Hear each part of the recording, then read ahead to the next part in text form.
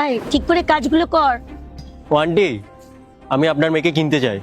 আরে সকাল সকাল কি মদ টদ খেয়ে এসছো নাকি? আমার মেয়েকে কিনতে চাইছো?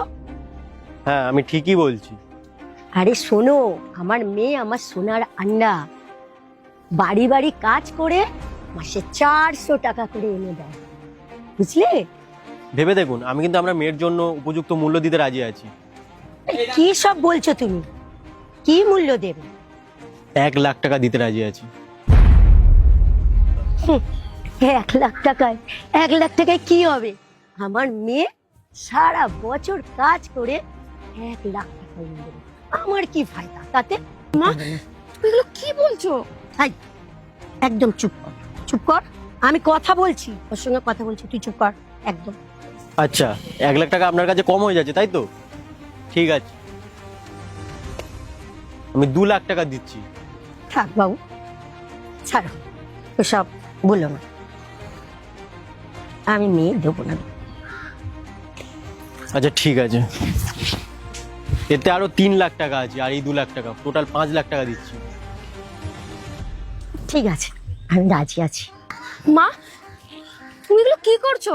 5,00,000 টাকার জন্য তুমি আমাকে বিক্রি করে দিচ্ছ? হ্যাঁ, চুপ, একদম চুপ করবি, একদম চুপ করবি।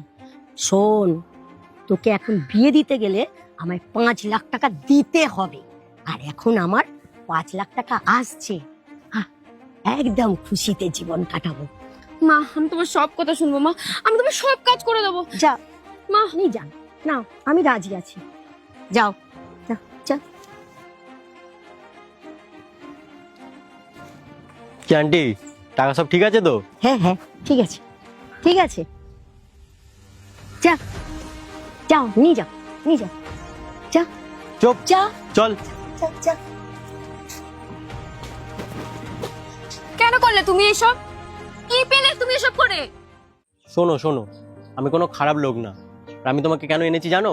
কারণ আমি জানি এই আন্টিটা তোমার সৎ মা, আর এ না তোমাকে একটা খারাপ জায়গায় বিক্রি করে দেওয়া ভেবেছিল।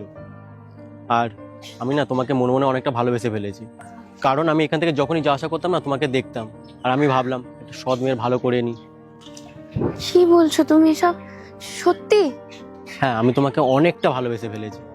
তার মানে আমার সৎ মা আমাকে বিক্রি করে দেওয়ার কথা ভাবছিল?